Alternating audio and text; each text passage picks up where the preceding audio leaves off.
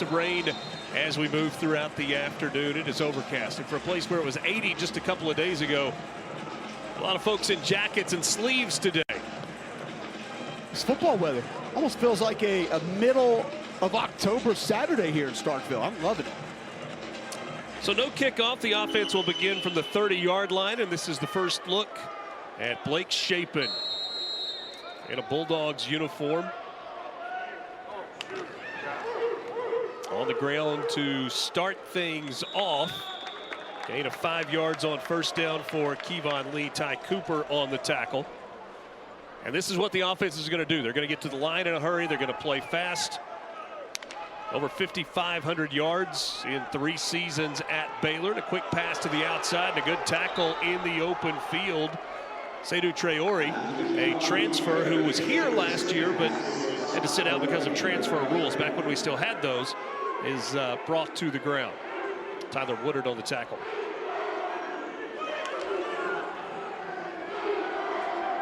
Third down for the first team offense. Richard, you see Traore now in line, bottom of your screen right there, next to the left tackle. We've seen him motion back into the box, motion out of the box. Now he'll step off the line here. Traore started out at Arkansas State, transferred to Colorado, was there for a spring, then came to Mississippi State. Shapen's pass falls incomplete. And the white defense gets a 3-and-out to start things off, and it's plus 40. So they're not going to do a lot in the kicking game today. They'll move the ball 40 yards down the field and give it to the second team offense. Back to that tight end position, Richard, though, something we're going to focus on today. It's an integral part of what Jeff Lebby wants to do. If they can get that spot going, that's when that offense can ramp up to the next level. We asked Coach Lebby about special teams yesterday, and he said, it's not hard, guys. Kick it to the uprights and don't punt. Sign me up for that, by the way. Cole loves talking about kickers, and so when it was, let's not kick, you were on board. I was in. Saw Coleman Hutzler there on the opposite sideline. He is in his first year as a defensive coordinator. A lot of experience working with special teams, working with linebackers on various staffs, most recently on Nick Saban's staff at Alabama. A lot of trust between Jeff Lebby and Coleman Hutzler. Play action. And the pass incomplete. This is Chris Parson in at quarterback.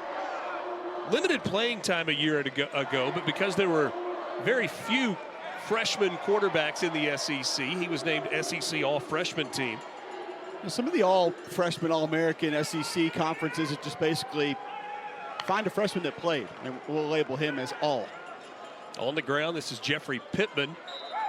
Good run on second down. We'll bring up third and short. Gain of 5 there. Yeah, inside run going to be an emphasis today. You're not going to see a lot of variety from the run game, but that was a nice job there by big 72, Cannon Boone, going back inside. Pittman bouncing it to the outside, and he is wrestled down just short of the first down marker. John Lewis on the tackle. The speed you saw from John Lewis on that play, being able to get to the outside, something Coleman Holzer loves, because he'll help a lot in their dime packages as well. John Lewis started 3 games last year. He gave enough for the first down on the spot, so fresh set of downs for the offense.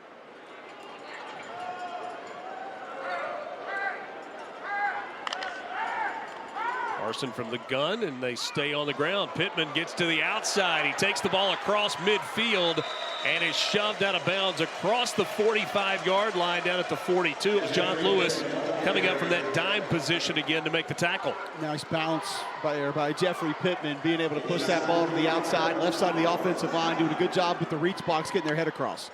This is the fast offense, right back to it, taking a shot down the field toward the end zone, incomplete.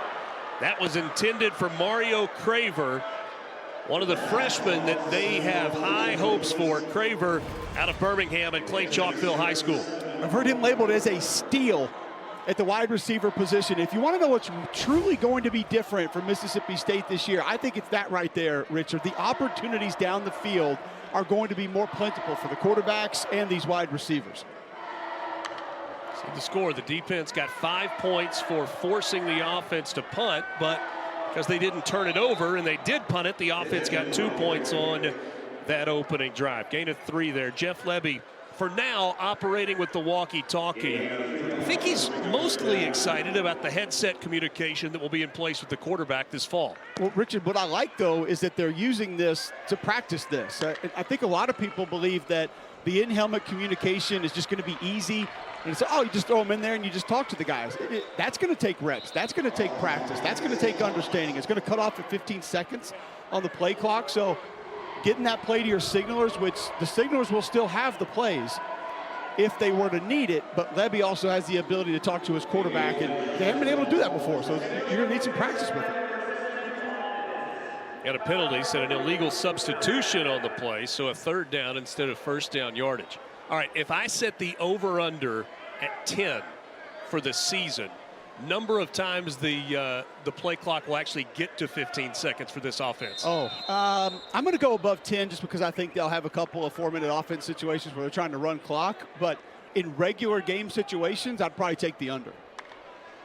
Johnny Daniels into the game at running back. Parson flushed, scrambling, and he throws on the run incomplete, maybe a little bit behind the receiver. Chris Parson from Brentwood, Tennessee, Ravenwood High School. Jeff Levy said an incredibly hard worker, great kid. Threw for 103 yards last season. He's got a ton of talent. He's got a quick delivery, good arm strength. It's going to be the processing portion of it. The identifying coverage, getting through your progressions, that's where Chris Parsons going to have to continue to grow.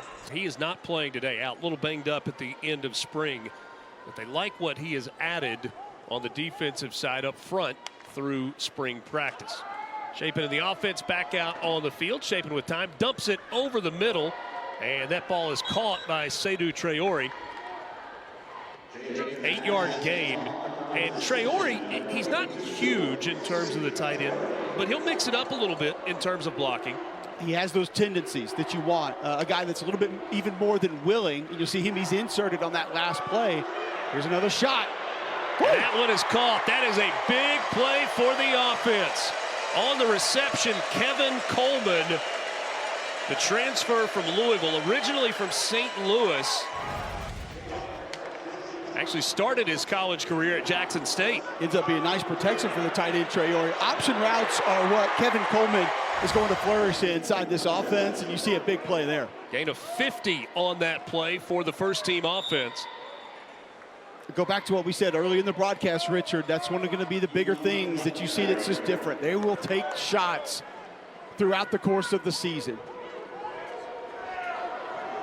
If you're trying to get an in-depth look at the running game today, you may be disappointed. This ball batted into the air and incomplete. It's pretty basic from a scheme standpoint in the running game. You're going to get a great look at 2 of the runs that Mississippi State will run this fall. Now, it's obviously going to be a lot more diverse once the season gets here, but don't expect too many gap scheme runs, too many different variations with motions and different fakes and whatnot. It's going to be fairly bland. It was Jarve Gilmore that got his hands on that ball, tipped it into the air, caused the incompletion.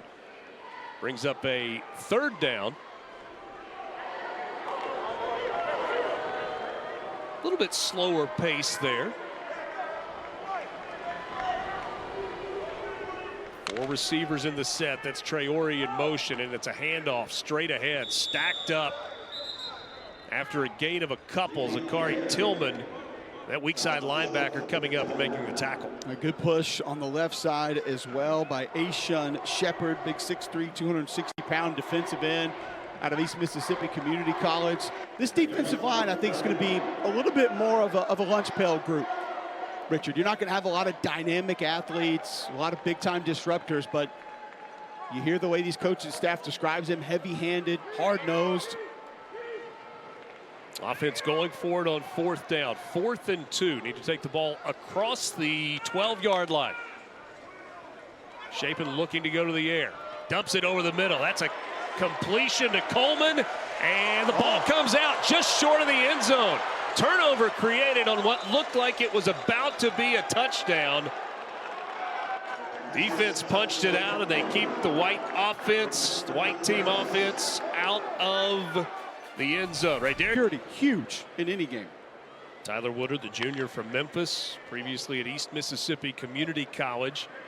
So Chris Parson and the second team offense back out on the field. That's complete to Pittman out of the backfield for a gain. 5 yards on first down. We talk about new faces. Mississippi State lost 11 offensive starters and 8 defensive starters from a year ago. And that's just a lot of what college football has become, Richard. As you see Nick Mitchell, 40, big thumper of a linebacker in the backfield, making a play there. I mean, Jeff Lebby told us there's a good chance 4 of our 5 offensive linemen, 2 of our 3 top tight ends, 3 of our top 4 wide receivers, all going to be portal guys this year. And of course, the quarterback Blake Shapen will be as well. Only 3 starters returning on the defensive side. Corey Ellington at safety, J.P. Purvis, a linebacker who is out for this game, and DeMonte Russell on the defensive line. Third down play here. Defense showing pressure from the outside, and they're changed the play at the line of scrimmage. You see Holter go from that 3-down look back down to an even 4-man front. Parson time in the pocket, collapses around him, and now he lofts it down the field, and they're going to blow it dead. So that the defense got a hand on him, and that will be a sack. And that will be more points for the defense. Guys in the white jerseys getting it done so far. A nice job by DeMonte Russell, defensive end up top, ran a little twist. He came back down inside to apply some of that pressure, and you're right, Richard. Defense making plays early in this maroon and white game. Parson had time, and then the pocket collapsed around him, and the defense gets off the field one more time.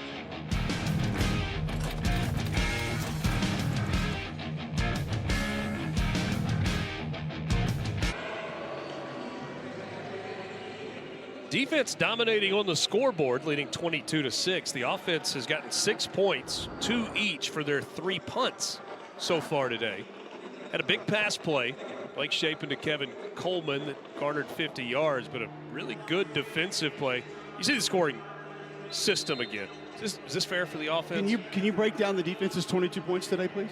Let's see. They have forced 3 punts. That's worth 15.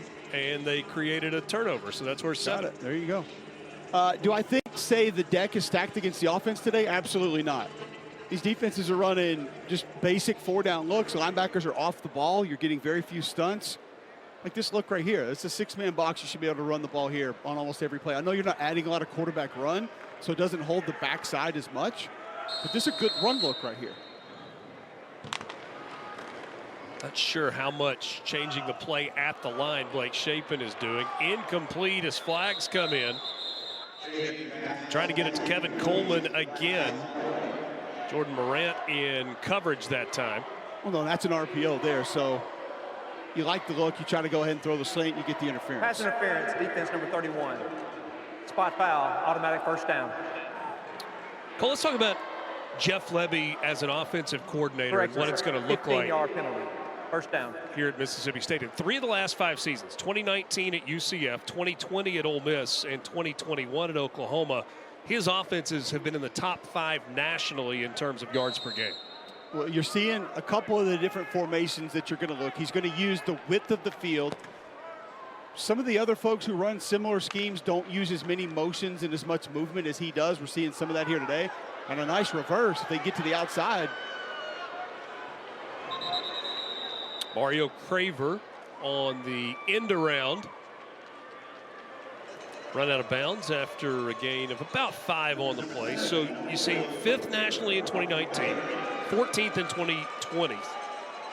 This is in terms of points per game. And then last year at Oklahoma, 4th at nearly 42 points per game. Keep in mind, that was with a quarterback that they didn't really want to run a whole lot last year. So that's another aspect of his offense that wasn't really available the majority of the time. If they can add that, it just becomes that much more dangerous. Yeah, look at the splits of these receivers here, from the top of your screen all the way to the bottom. Another shot play. This went down the field, and it is caught. Touchdown. This time on the reception, the transfer, Kelly Akari, in from UTEP. 40 yards on the pitch and catch. He was a big play guy a season ago. Had 8 touchdowns last year receiving at UTEP. He's a thicker wide receiver that can attack the football, but don't mistake that he can't run past you. You get the one-on-one coverage, you just throw the fade. And it's excellent concentration by Kelly Akari. Kamari Rogers looked like he had an opportunity to make a play on that football, couldn't get it out. And I don't know what that is. I'm just gonna be honest. Is that gritty-ish? Banjo gritty. Okay. 2 completions already for Blake Shapen of more than 40 yards. Going back to Kelly Akari, he was one of 2 Conference USA receivers to go for over 1,000 yards a season ago. 1,033, 86 per game, 48 catches, and he averaged 21.5 yards per catch.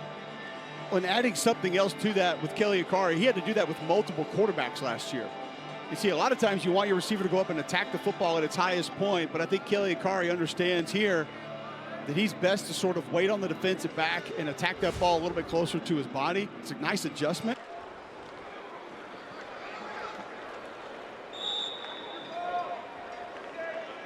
Second team offense back out on the field.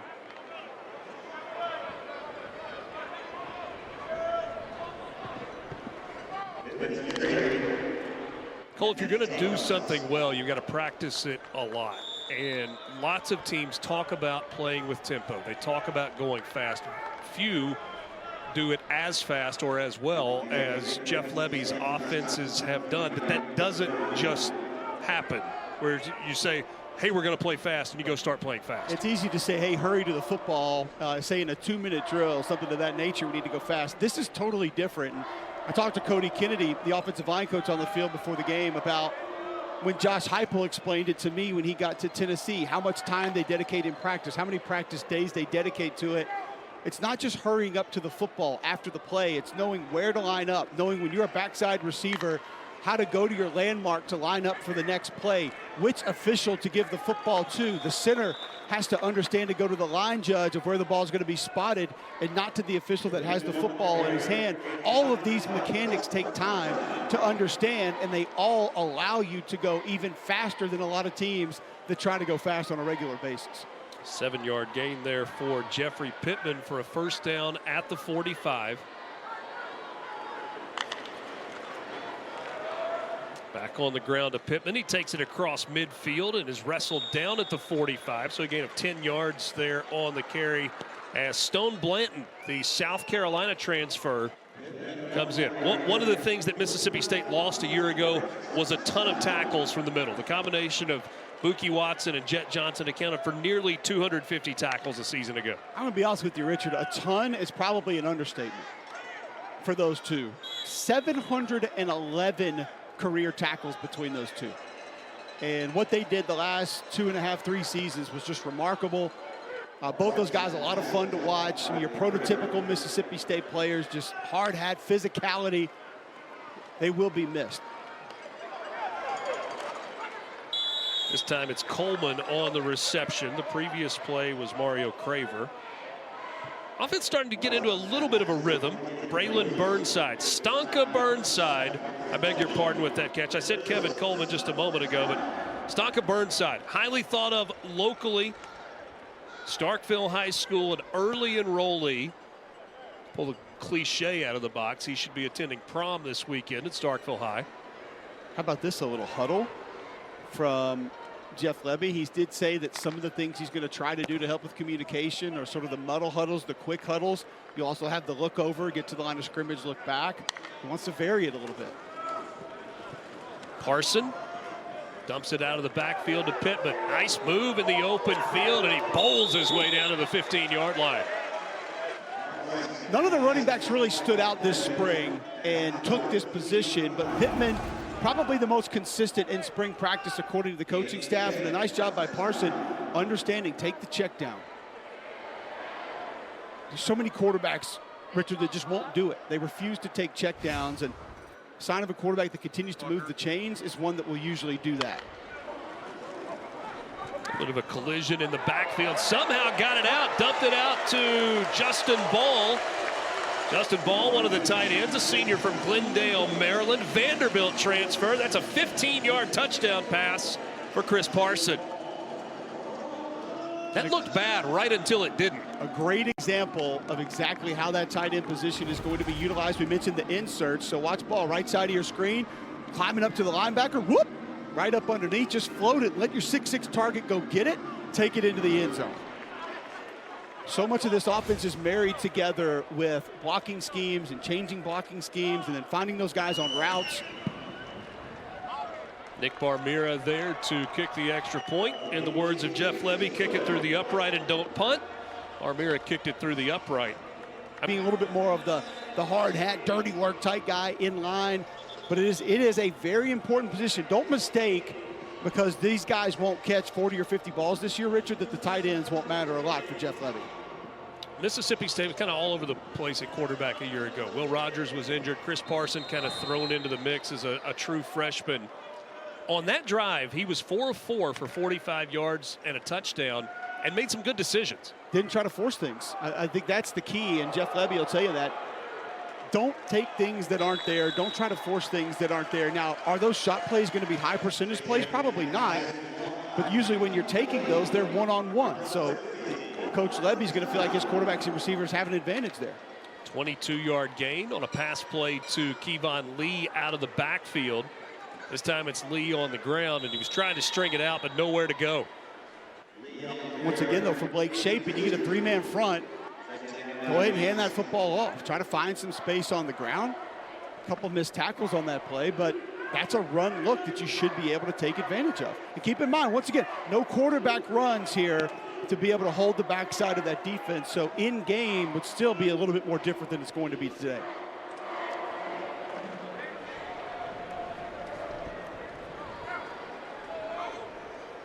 Taking a little bit more time in the huddle after we talked about how fast they were going. I don't think that Jeff Levy necessarily wanted to put out there for everybody all the things that they plan to do offensively in year one. Mississippi State this coming year will open its season at home against Eastern Kentucky. And then they will head west to take on Arizona State in Tempe in week 2 before jumping into SEC play a couple of weeks later. That's a good look at Kelly Akari, what he does after the catch. Not just a run down the field, high point the football type receiver.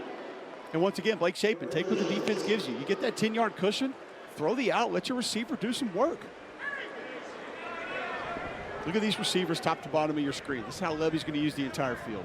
I mean, look, Jordan Mosley at the bottom of your screen is outside the numbers. That's Akari that went in motion. And now they dump it off to the tight end, Seydou Traore.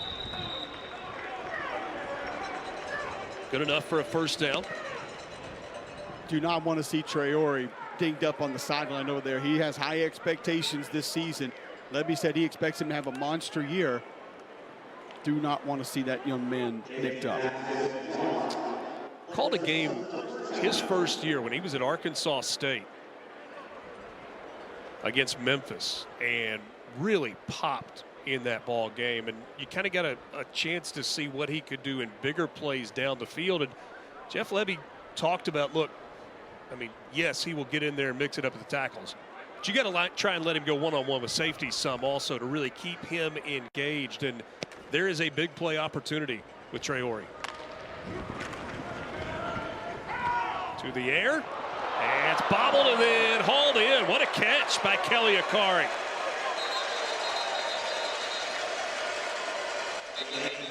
"24 yards on the game, down around the 5-yard line. Nice grab, nice concentration. Ball a little bit behind him. Not a clean ball, but Shapen trying to pull that RPO out quickly and deliver it into a tight window.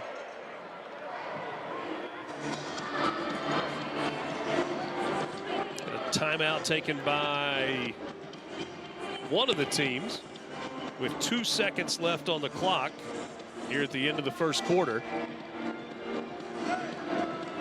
Talking about Mississippi State's schedule, the guys that are getting ready for the NFL draft coming up next week.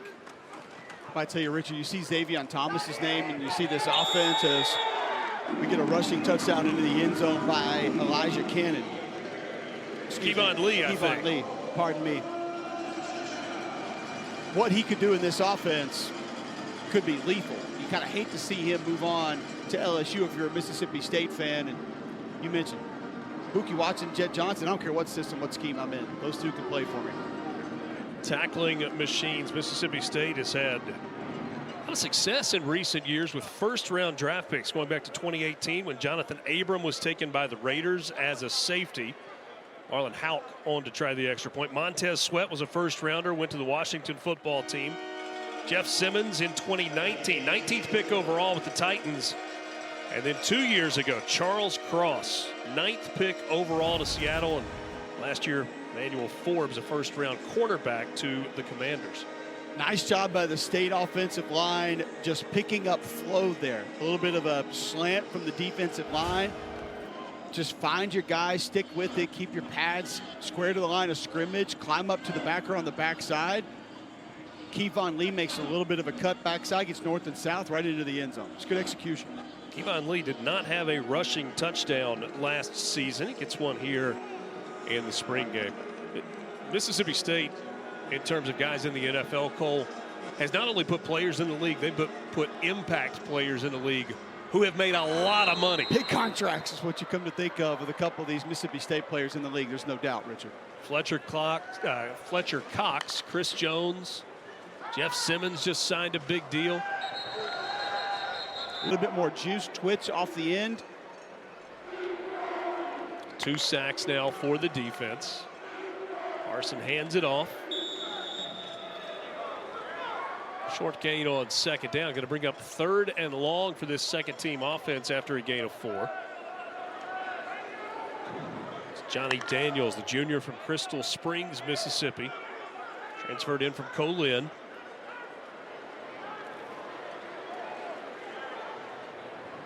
Had over 1,200 yards rushing and 15 touchdowns at Colleg last year.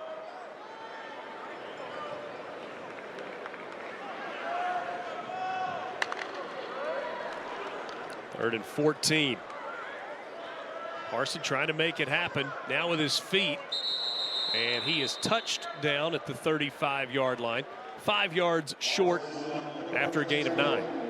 That's probably one there where the eyes play a little trick on you. You come down a little bit too early, see some pressure that's not really there. Maybe just go ahead and take that check down, let your back try to pick up those yards for a first down.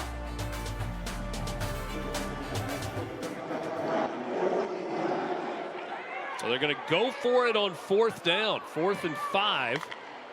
Or at least they will give a look of going for it. J.J. Harrell, the freshman from Sardis, Mississippi, North Panola High School, lined up there at the bottom of your screen.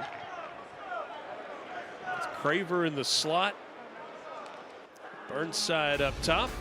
They're not going to go for it deep in their own territory. Punt time, points now for the defense.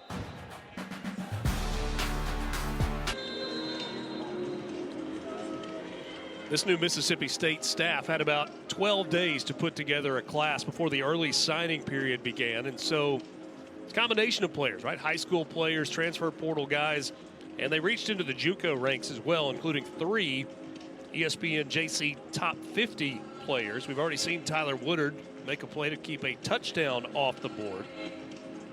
Brylan Lanier going to be an important piece of this defense. High football IQ, has some versatility. Came in as one of their best defensive backs, can play some star for this defense. So being able to move around, play different spots, going to be key for this season. On the ground and a big run. That's Johnny Daniels, one of those JUCO guys we were talking about out of Copiah Lincoln Community College. Gain of 22 on the carry. Nice block by 55, Leon Bell there at right tackle. Offense gets back to the line quickly, and it's back to Daniels on the ground. He goes across midfield, shifts his weight, and gets down close to the 40-yard line. Oh, still on his feet. Didn't get him to the ground. The official on the far sideline was marking him down, then realized he had not been touched down. Another gain of 20. Good seal block by McKalen Pounder, 66 over there at left tackle. Had a really nice spring, according to Cody Kennedy. Pounder's the transfer from Memphis. That was not a piece that the Memphis Tigers were happy to lose. Guy's played a lot of footballs, played it well. So what about this new offensive line group? You mentioned earlier potentially 4 new starters with Pounders coming in from Memphis, Marlon Martinez coming in from LSU, Ethan Miner from North Texas. Yeah, I think we just saw the left side of that line. Barry, Ashun, Shepard as well. They have some experience. Ethan Miner has played in a similar type scheme. I've watched some of his film from North Texas. He's operated in the gun a lot. And you have Marlon Martinez, who a lot of people, Richard, thought won the center job at LSU after the spring last year. So you essentially have two centers on the field, which you always love that. Albert Reese at left guard. You're not biased. Not at all. He can bump out the tackle, help you at right tackle a little bit. Maybe if you need a swing tackle on just about every group. You know, Leon Bell's had a good spring. They're big, they're physical. The guys that can push you around a little bit, so I think that's what you like. It's just getting everybody on the same page. Johnny Daniels on this drive, 3 carries for 50 yards. Offense in the red zone. Shapen to the air, and it's incomplete. Contact, and a flag comes in. Trying to get it to Kevin Coleman. In coverage that time. Kevin Coleman's going to be that option route guy. Flashed a lot in spring, according to Jeff Lebby. Made some really big plays. You get him on that corner Pass interference, defense number 21. Foul occurred in the end zone. Ball will be placed at the 2-yard line. Automatic first down. That was Hunter Washington, originally from Katy, Texas, transfer from Florida State. Good call. Hunter Washington, another one of those DBs with versatility, corner. Now at star, he'll play some safety. Got a little handsy too early there. Pittman in the game at the running back spot. He hands it off and powers his way into the end zone for a touchdown for the first team offense.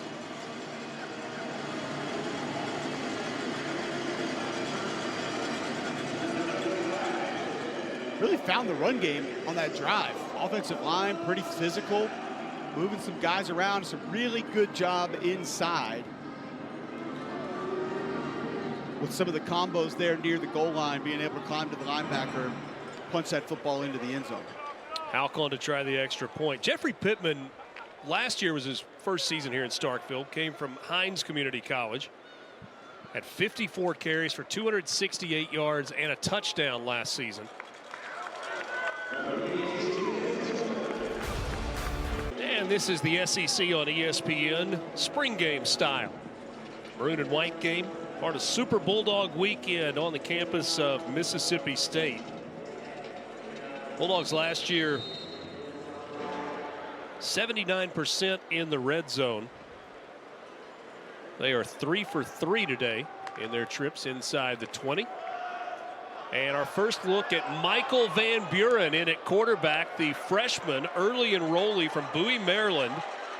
Played at St. Francis Academy. He was an ESPN top 300. How about freshman to freshman, Van Buren to Stonka Burnside? Yeah, it took a little bit of a hit. Receiver had to make an adjustment, but at least he got the ball out. Brandon Jennings didn't think so. He wanted that to be a sack. Back on the ground and a good carry on first down. More tight end value there. You see Justin Ball, 84. Good block from the tight end position to open up space on the run. Michael Van Buren is young, but he is talented. His coaching staff told us a lot of arm talent. He's got a bright future for this Mississippi State program. Really athletic.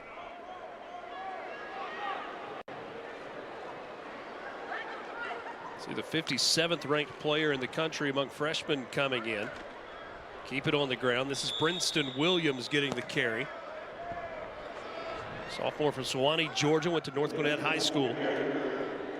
Walk on this Mississippi State team. In terms of a young quarterback, how difficult is this offense to learn? I think a lot of it depends on what you've been in before, Richard, because if you're used to the tempo, getting to the line of scrimmage, making quick calls, you can probably adapt to it a little bit faster than most. Boy, a bullet out to the far sideline, and Burnside with another catch. You can let it rip. And these coaches, like you said, they're excited about it. They think he's got a chance. It's just, it's going to be more of the different looks that you get. Not so much today, but how coverages change, how look change over the slot, from the nickel positions. You playing press, you bailing, is it going to be zone? Those are the things that take a little bit more time to adapt. But as far as just the reads, the progressions in this offense, it's quarterback friendly. That's why guys are able to put up big chunks of yards in it. Certainly one of the reasons that Mississippi State fans are excited. This is a different type of offense than really anything that's ever been here in Starkville. Obviously, you had the air raid with Mike Leach. This is much different, though, than kind of that. He was the last holdout of the traditional air raid, where it was throw, throw, throw, throw, throw. But there's a giant misconception that anytime you hear air raid, that hurry up and tempo comes with that, and it's just not the case. It's not true. That wasn't an offense that operated in a very fast manner. This tempo is very different.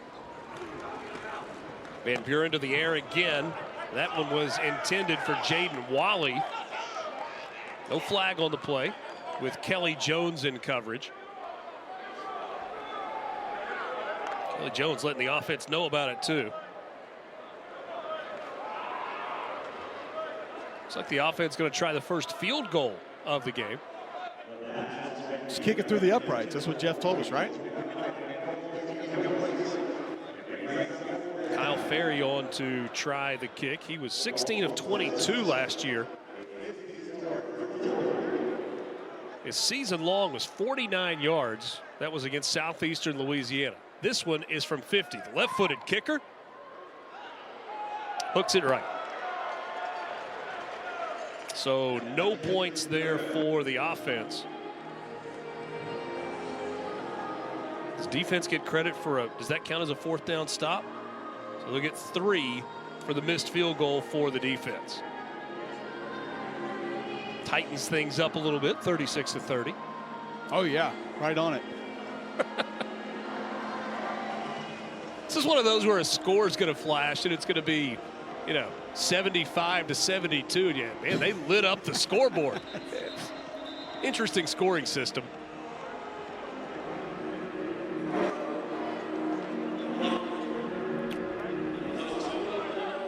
We were talking about draft picks for Mississippi State. First rounder a year ago, Emmanuel Forbes back in Starkville for Super Bulldog weekend and the maroon and white game. Emmanuel, thanks for a bit of time, and how's it going? It's going good, going good. Hey, Emmanuel, I want to know from your perspective, who has the advantage in this format? The offense or the defense? All the offensive players on one team, defensive players on the other team, not running a whole lot.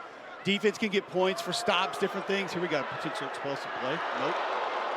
Broken up. Who has the advantage here, Emmanuel? I would probably say defense. All you got to do is get a couple stops and you get a couple points and just stop them from scoring, honestly. So I would say probably defense.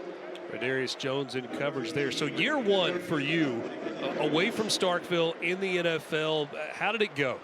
I was it was a big learning experience. Every rookie have their moments, and I had a lot of moments in my rookie year, and I enjoyed it, honestly. It was fun, and it was a lot of competing. How different was it for you? Oh, it's a big difference. Speed is different. It's a professional game, so you just got to go out there and prepare and mentally prepare right every weekend. Offense, there's a completion. That's to one of the tight ends, Seydou Traore. So your chance to kind of see this new offensive style, new head coach in Jeff Lebby, a lot of new faces. What are your initial thoughts? I see their offense is fast. It's high tempo, and they trying to get a lot of plays off, and it look explosive to me, honestly. How does that stress you as a corner? Let's say you're playing man. You're going to be by yourself. Just the tempo portion of that, and then take us through also the splits of the receivers. When they line up as wide as some of these do, what are the difficulties that come with that? They could probably run a lot of different routes from that wide split. They can run an in-breaking route. They also can run fade, so it's pretty difficult. And, yeah, it's hard covering tempo offense. Not on you they couldn't run that route, right? No, I couldn't let that happen. You mentioned moments earlier in the interview. Do you have a favorite moment in this stadium that sticks out? I would probably say I got a couple. My favorite versus Texas A&M, my junior year when I caught the pick six and blocked the kick. Those are really big moments. It was electric in here, honestly. All right, Emmanuel, take us through not just that pick six, but you had a nose for the end zone. So there are a couple of parts of that, right? You got to be good in coverage. You got to catch the ball, and then you got to run away from everybody. What made you so good at that particular part of the game?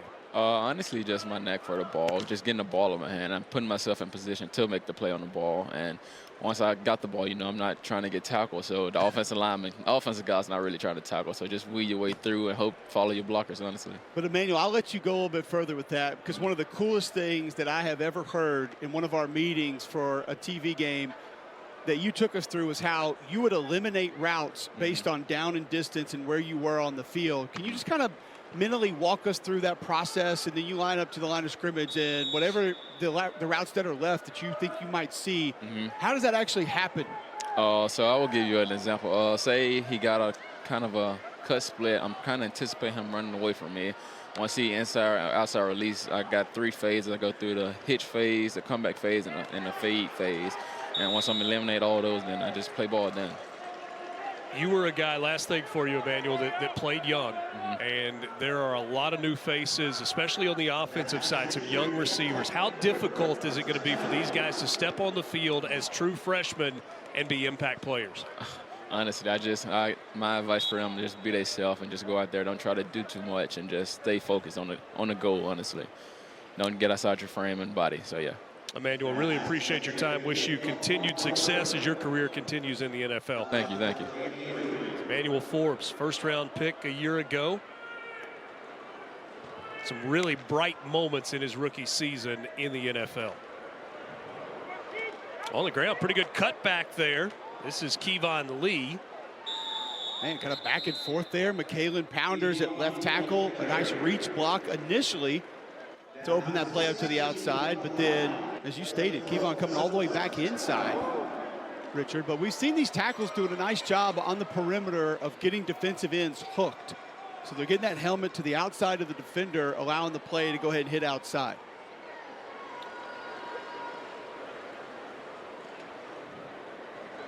McKalen Pounders, you mentioned just a second ago, expected to be the starter at left tackle. Transfers in from Memphis. Highly recruited out of high school. Had some SEC options. Ended up going to Memphis. The shot toward the end zone. And that ball is caught for a touchdown for Kevin Coleman. We've talked a lot about Kevin Coleman today. The transfer from Louisville has been part of this passing game. That's a 16-yard touchdown catch. Just finishing up on McKalen Pounders, though, when he went back into the transfer portal, he very quickly became a target for this new staff at Mississippi State and a piece that they're going to rely heavily on. Absolutely. He's got big size, big physicality. We talked to Cody Kennedy about him. He'll say he actually feels kind of small in that offensive line room at 6'5", 305. When you look at the rest of the starters, 330, 325, 320. And then we're going to talk about Jimmy Bell here in a little while when he gets into the game at 6'10", 325. I've never seen anything like it on a football field before the game. He was playing basketball 2 months ago. I can't wait to have the discussion about it when he gets in. But nonetheless, this is a big physical offensive line, but Pounders almost looks small. But Cody Kennedy said he's got great twitch, good quickness, and just a young man that is still learning and wants to learn. You see Kevin Coleman there, who just had the touchdown catch. He was the freshman of the year in the SWAC at Jackson State in 2022. Transferred to Louisville. Had 11 starts last season with 26 catches for 362 yards and a couple of touchdowns. Wykees Johnson has come into the game at running back.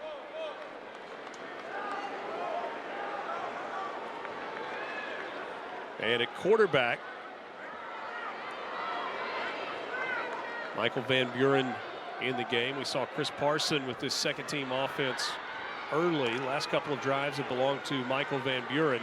Van Buren has it come out, gets it back, and it'll be blown dead. It's the right read, though. You saw the edge defender coming off the right side of the offensive line. Van Buren has to pull that football. You'll get a look at it. See that defender come from the right side of your screen? It's just having a little bit of trouble with the mesh. And that running back quarterback mesh, something that takes reps. So a third down play coming, about a minute away from the 2-minute warning. It's new clock rules in college football this year. Keep going to what you've talked about a couple of times, and that's just the width of the field that's being used. You look there at the bottom of your screen where J.J. Harrell's lined up all the way down at the numbers when the ball's spotted at the opposite hash. Van Buren using that athleticism to get outside, going to keep it himself, and he'll go out of bounds right at the 35-yard line. I'll tell you, that's another nice pass rush, Richard, from DeMonte Russell. Big number 9 has been in the backfield a lot today. He's had a lot of one-on-one wins, a couple of stunts, a couple of pressures. You see left side of your screen, that's just an inside move working on the left tackle and showing good quickness That's one of the things Coleman Holzer told us. If they can find a way to generate a rush with 4 with this group, he loves how they're going to stick up against the run, the physicality, the mentality of this group, but not a ton of twitch, not a lot of guys that individually are going to be able to give you that one-on-one pass rush win all the time. If they can find it, it's going to take that defense to the next level. That started out with the senior DeMonte Russell with the pressure and finished with Don Terry Russell, the sophomore, younger brother, getting credit for the tackle. It takes us to the 2-minute warning. We'll take a timeout in Starkville with the offense leading 43-30 over the defense.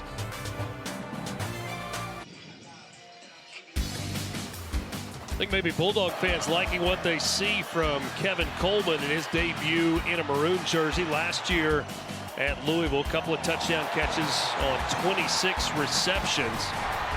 Today he's got 4 catches for 102 yards. He's been a big play target. We talked about his freshman year at Jackson State when he was the SWAC Freshman of the Year.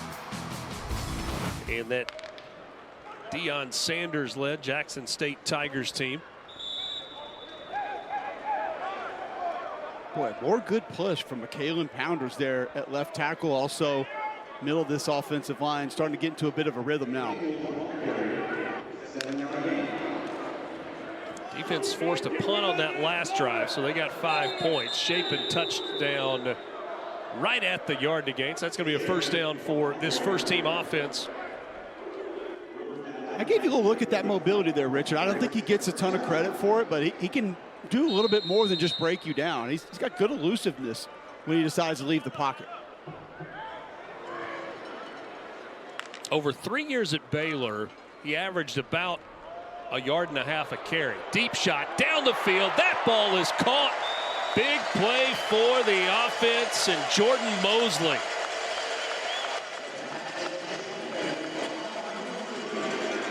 Mosley, the Northwestern transfer, originally from McGill-Tulane down in Mobile.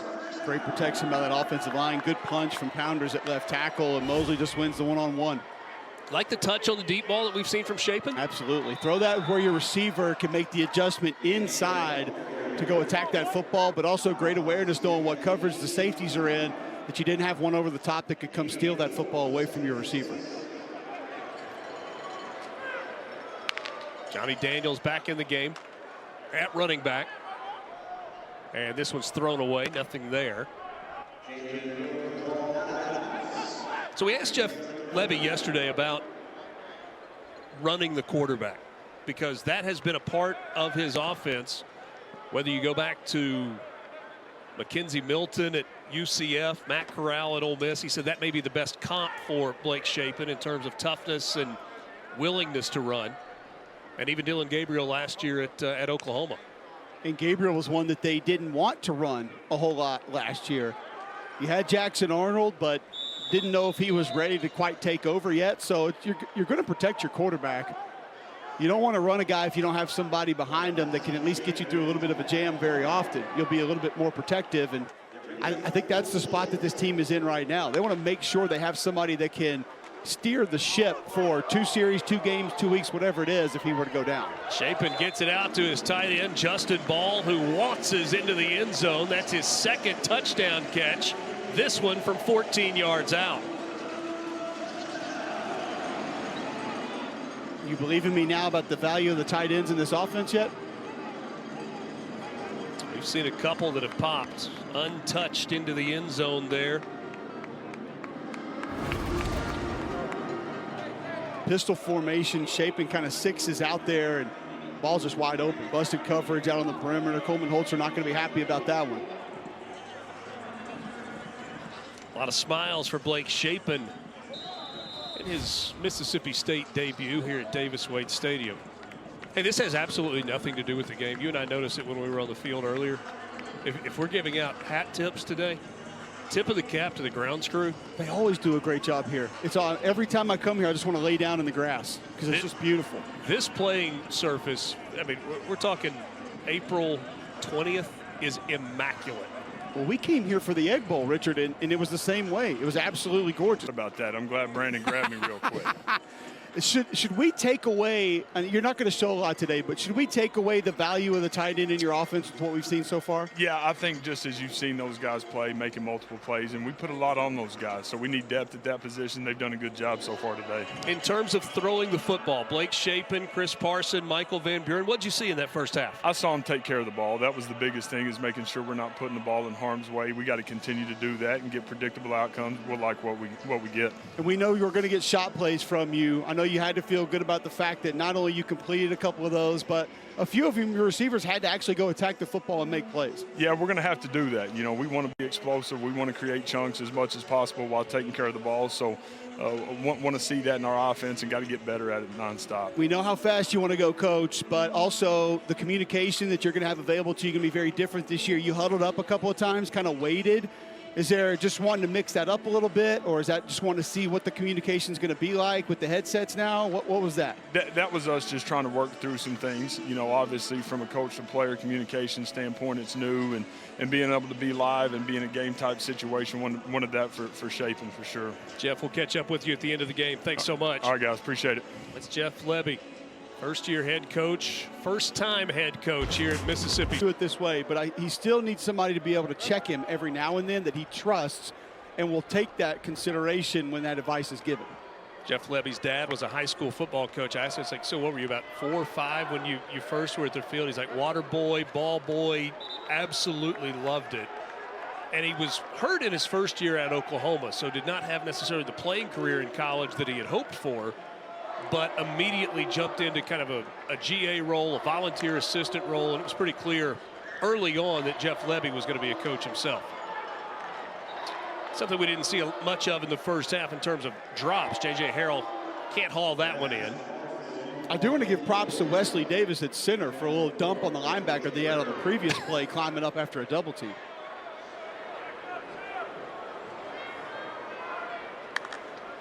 Props for the center from Cole Kublik. Never would have seen that coming. You're going to get it.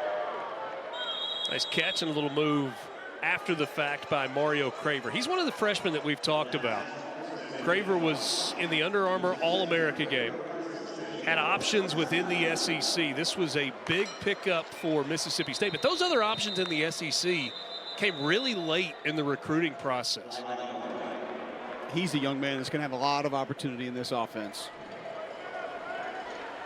We said it earlier in the snap infraction, offense number 56, 5-yard penalty, first down. Come on, Wesley, I'm trying to help you out here, son. Oh, that wasn't it actually wasn't the center's fault. Okay, good. They love to blame the center, Richard.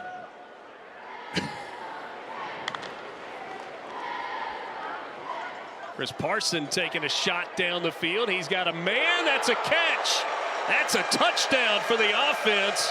65 yards for Mario Craver. Just come out of the locker room and light the scoreboard up. Take that deep shot. RPO. Pulls it back and gives Mario Craver an opportunity. There you see, pull that ball. Linebackers are frozen. Keep your safety at bay. Take the one-on-one. Craver's got the speed to be able to stack that DB and get into the end zone. He flashed close to 22 miles an hour in spring, multiple big plays. And I said it earlier in the broadcast, Richard, I'll say it again. Steal is what this young man has been referenced as coming in for this offense, a chance to really put up some good numbers because they're going to be able to line him up different places. He'll get those plays down the field. He'll get some of the quick hitting plays and get opportunities for run after catch. Could be a valuable piece for the Bulldogs this fall. A group of true freshman wide receivers, kind of the jewels of the signing class. J.J. Harrell out of North Panola, first team All-State. Braylon Burnside, Stonka Burnside. I mean, why would you not want to come play in this offense? The numbers are there to back it up. The film is there to back it up. You're going to be able to show these receivers. You're going to get more plays, more opportunities. We're going to force feed you the football. We have to have numbers because we're going to go fast. You're going to get more plays. Say explosive plays. These are 20-yard plus plays. When that number is 70 plus, you have gotten the ball down the field, and that's what this offense is designed to do. Look at that, back in 2019 at UCF, 95 plays of 20 yards or more. That's crazy. And each of the last 5 seasons, those 70 or more, including 82 last year at Oklahoma.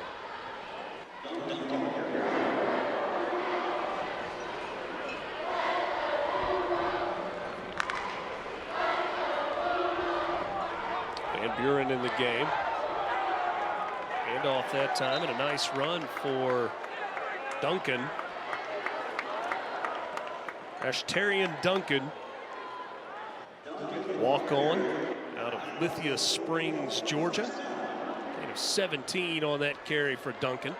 I think Nick Mitchell got a little aggressive there at linebacker, maybe missed his fit, but a great job outside in the slot by Josh Washington, 39. At tight end in the game right now, getting a big block downfield. Cole, the spring portal is open right now, and obviously teams all over the country are looking to add pieces to their roster. When you look at this Mississippi State team, you think about this coming year. Are there any specific areas where you think, okay, if they can add another piece here or here, it makes sense? I think another veteran quarterback, not to maybe come in and try to beat out Blake Shapen, but a guy that you could lean on, that has experience, that can have a good understanding of the offense, could be valuable. Another offensive lineman to potentially add depth. I don't think that's a huge need, but I think you're always looking for a guy that can play and have some versatility. Defensively up front, I think you're looking for a guy with twitch on the edge, maybe that jack linebacker position, give you some depth behind Don Terry Russell, help provide some one-on-one pass rush. Secondary, there are a couple of pieces. I think if you could find the right guy, you probably try to bring him in and add some depth as well. Princeton Williams back in the running game. And Jeff Lebby was pretty open with us. They like the first group that they've got out there. They've got some pieces.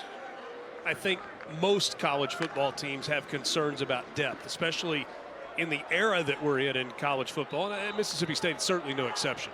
Well, I had a great conversation with Nick Saban about that last year, and we had an Alabama game, and he said, you know, you guys see my second string guy leaves, my third string guy leaves. You don't think that's a very big deal, but we've been training that player for 2 and 3 years. He knows our verbiage. He knows how we practice. He knows the expectation at practice every day. And all of a sudden that guy's gone. So yeah, we might get a new player who's talented, but he has to learn everything about our scheme, everything about our community, everything about our building. So you have to start all of that over. And a guy might not know how to run a drill. He might not know where to go for a certain portion of practice. It's a whole new start, a whole new world. And that's the part that makes the depth issue really show up, is guys haven't been around it, haven't been together for 2, 3, and 4 years like they used to be 8, 10, 12 years ago. Gain of 12 there for Princeton Williams. At the running clock in the third quarter. So this third and fourth quarter is going to move a little faster. That ball's complete, and then a broken tackle out on the far sideline. That's Seydou Traore on the catch. Man, not sure why Bargains gave up on that play. He came up initially, had an opportunity to make a play on the ball, kind of stopped, hesitated, and that allowed the catch, and I think that kind of forced him to miss the tackle as well. I gave Traore credit. That may have been Logan Flinta. Was that 87? We'll go with that. That looks like a 7 to me. All right. That looks like Flinta, actually. Yeah. The letters. Williams picks his way down to the 10-yard line. You mentioned Nick Saban just a second ago. You've been around him a fair amount over the last few years. Obviously, it's one of the massive off-season storylines in college football. We understand that, okay, what's the effect on Alabama, new coaching staff with Kalen DeBoer and his crew coming in. What about for the rest of the SEC? What do you think the effect is of Nick Saban?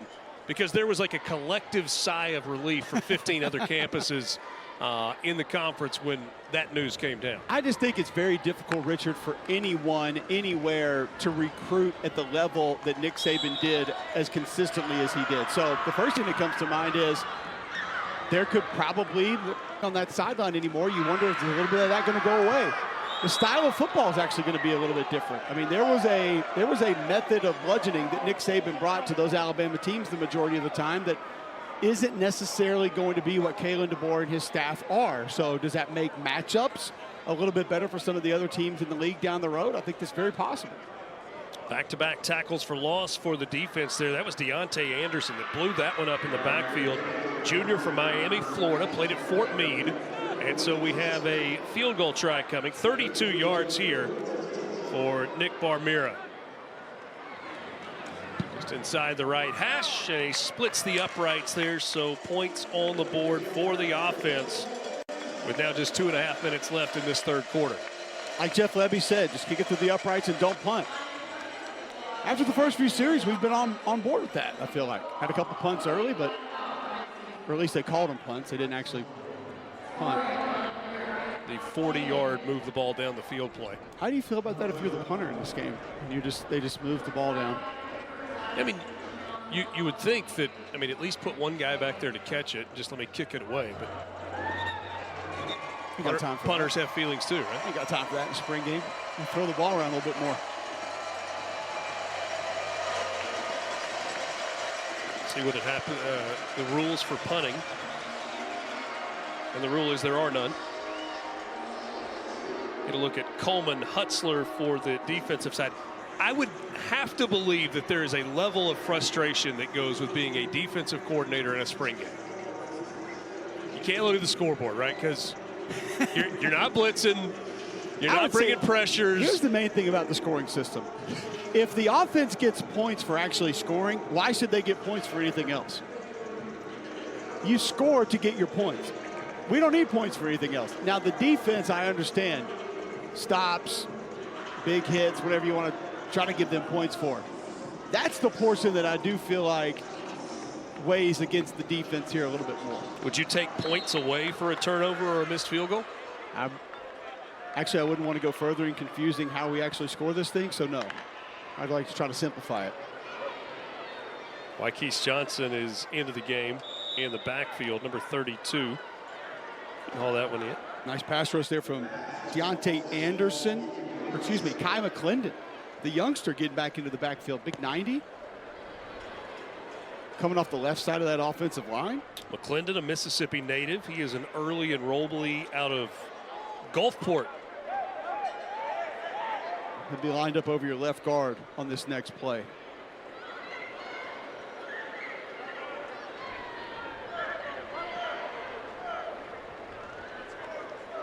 They're just going to let the clock run out.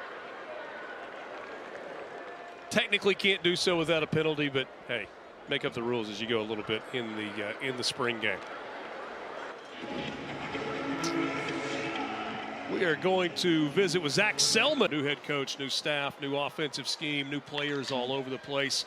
So Jeff Lebby in his first year as head coach. Why Jeff Lebby? Yeah, I think, Coach Lebby's somebody that clearly from a schematic standpoint, he understands the game of football, and then also from a program builder, he's been around some great programs through his tenure. He's a guy that has great energy, great connection with players, and clearly has recruited this footprint of the country pretty heavily. So he's somebody that, as we went through our process, thought he would be a great fit, and to date, he's done a great job for us. I think in your chair, sometimes you have to take calculated risks. He is a first-year head coach, so maybe there's a touch of risk there, but this is a guy that a lot of people have talked about. He's going to be a head coach. The question is when. Yeah, and I think you always take a risk, whether you're recruiting a player or you're looking at a head coach. But I think it's somebody that you look at their trajectory of where they're going to go. And I think for Coach Lebby, for so many people, he's got all the intangibles. He's got all the qualities that he's going to be a really good head football coach. And clearly there's going to be growing pains, but I think he's taken everything through stride and done a really good job getting his arm around our program and really kind of casting the vision of where we want to go. I think one of the most important things for an athletic department is to have energy, excitement, fans really bought in. Do you get the sense that Mississippi State fans are excited about where this is headed? Yeah, I mean, clearly from the way that we're going to play the game of football, it's going to be an exciting time. It's going to be stretching the field, but also just the momentum we have on campus. You think about, Starkville, Mississippi just being named the best small town in the South. You think about the players that we have. We just looked at highlights of baseball, and you got Dakota Jordan, Jessica Carter, men's basketball team going to back-to-back tournaments. There's just so much momentum. Women's golf winning the SEC championship this week. There's a lot of momentum, and I can't thank our fans enough for helping propel us forward, because one of the things we've always said is if we get all the Bulldogs behind us, we'll be able to do really, really good things here. Offense back out on the field and trying to make some things happen. Mike Wright in at quarterback. He's the Vanderbilt transfer. Had a couple of starts last year. This is a guy that's running track and playing football at this point. Jeff Levy said great teammate and a guy that players really like having around. So in terms of what you've seen from Jeff Levy, he arrives in Starkville. He has that kind of rock star welcome and then immediately has to go to work. They've only got about 12 days to put together a recruiting class, as you see Buford on the run there. What have you seen in terms of the way he is going about his business on a day-to-day basis? Yeah, I think how organized he is, and again, how his vision is set, that he knows exactly what he wants to do. It's a wild time in college athletics, I think, specifically with how recruiting is, the portal is. But Coach Levy seems like he's been doing this as a head coach for a long time, and I think it's the confidence that he's got. So he hit the ground running, and clearly putting together a great staff has been really helpful. Big play there on the ground for the offense. Visiting with Zach Selman, the athletics director at Mississippi State. So we get from this point of the year to August 29th in a hurry. And the home schedule is a good one. It's going to be fun. And in a year where college football has changed dramatically. Yeah, it's going to be really fun. I mean, anytime you come to Mississippi State, you want to come because of the fan base. You want to come with the history we have. But you also want to come because you play against the best of the best. And we're going to get that this year. And I think it's something that we embrace. We know it's going to be hard, but it's supposed to be hard. This game is supposed to help not only on the field, but the life lessons that it teaches. So we're really excited about it. You notice I mentioned the home schedule, not the road schedule. Oh, yeah. It is a bear. All-encompassing. So that is such is life in the SEC. Zach, always good to see you. Thanks for stopping by and great to catch up. Good to see you, too. Thanks for being here. Hail State.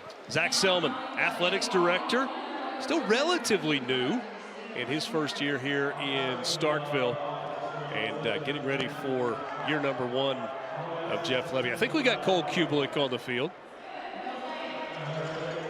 I see you, but I don't hear you yet, so we are working on that.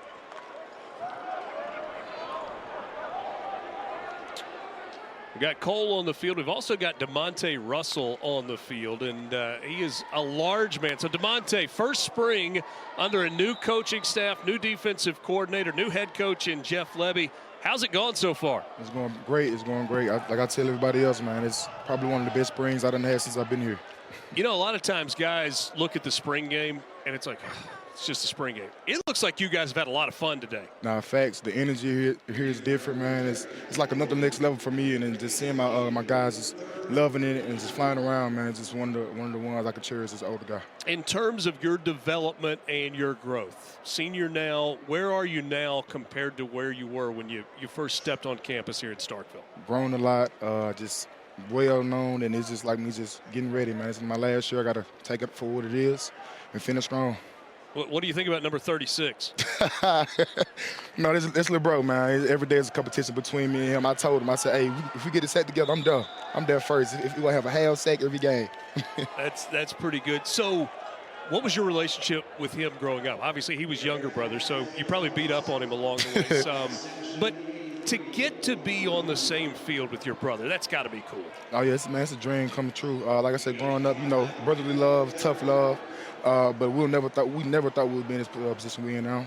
We just take it, man. We cherish every moment we get. It's pretty incredible. We get to August in a hurry when fall camp.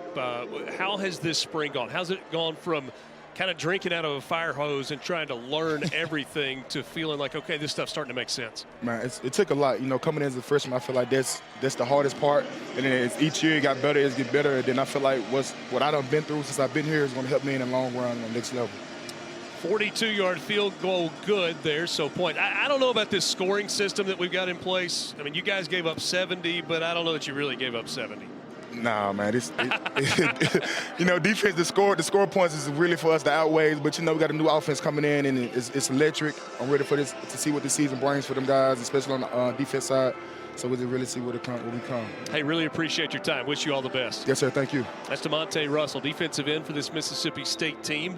His coaches talked well about him yesterday and kind of gives them the ability to get some pressure off the edge.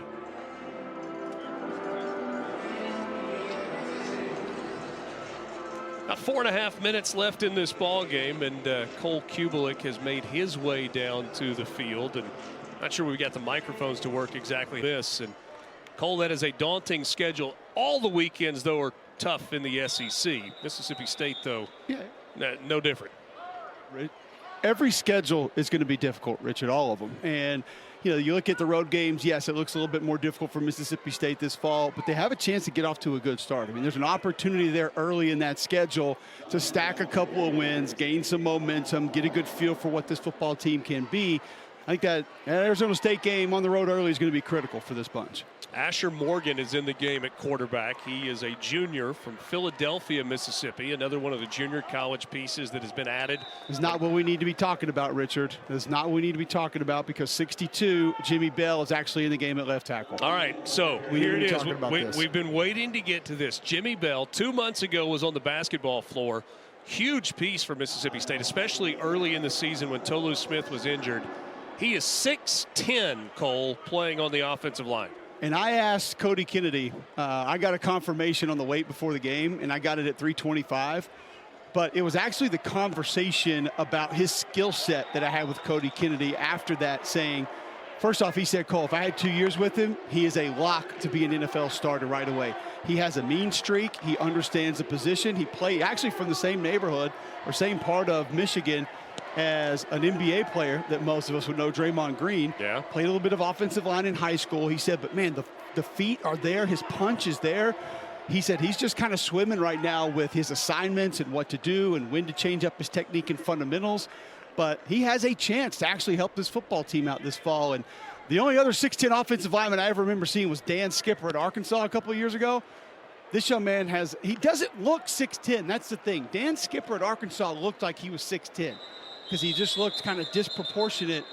I mean, Dylan doesn't look, now when you stand next to him, yeah, he's 6'10", he towers over him, but he doesn't look like this guy that's just too long or, you know, kind of goofy and out of proportion. Like he looks like an offensive tackle. He just happens to be a foot taller than everybody else.